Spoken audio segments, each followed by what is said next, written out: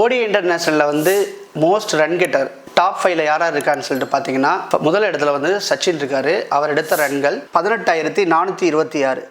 ரெண்டாவது இடத்துல குமார் சங்கக்காரா 14,234. மூணாவது இடத்துல விராட் கோலி 14,085. நாலாவது இடத்துல பார்த்தீங்கன்னா ரிக்கி பாண்டிங் 13,704.